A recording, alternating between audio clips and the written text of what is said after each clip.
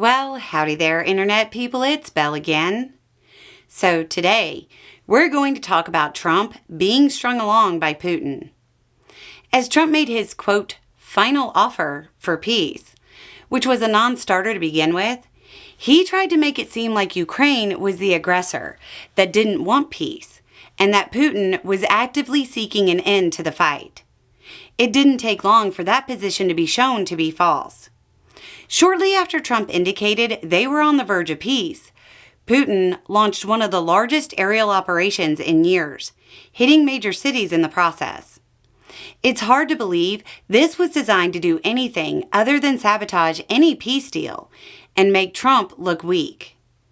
Trump took to social media to post, quote, "I'm not happy with the Russian strikes on Kyiv. Not necessary and very bad timing. Vladimir, stop. 5,000 soldiers a week are dying. Let's get the peace deal done."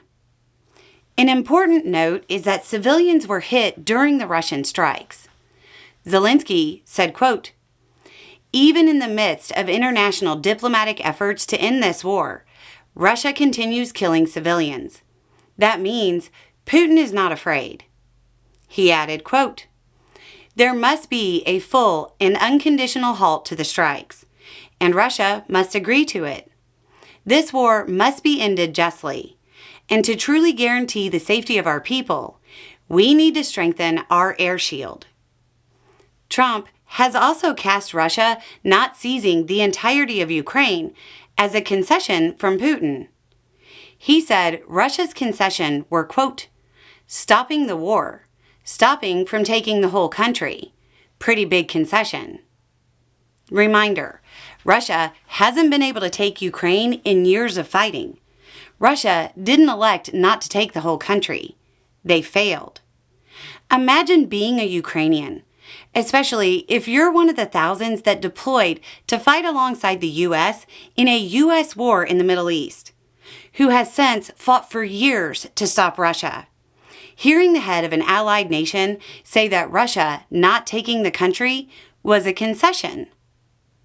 But that leads us to another quote from Trump. "I have no allegiance to anybody." Luckily for Ukraine, many European powers are still standing beside the nation. Even Boris Johnson posted criticizing Trump's deal. Quote, "Putin indiscriminately butchers more Ukrainian civilians, killing and injuring hundreds in Kyiv, including children. And what is his reward under the latest peace proposals? 1. The right to keep sovereign Ukrainian territory he has taken by violence and in breach of international law. 2. The right to control Ukraine's destiny by forbidding NATO membership. 3. The lifting of sanctions against Russia. 4. An economic partnership with America. 5. The chance to rebuild his armed forces for the next attack in a few short years' time." He then went on to say, quote, "As for Ukraine, what do they get after 3 years of heroic resistance against a brutal and unprovoked invasion? What is their reward for the appalling sacrifices they have made? For the sake, as they have endlessly been told, of freedom and democracy around the world? Apart from the right to share their natural resources with the United States, they get nothing."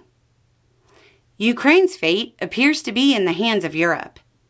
Anyway, it's just a thought. Y'all have a good day.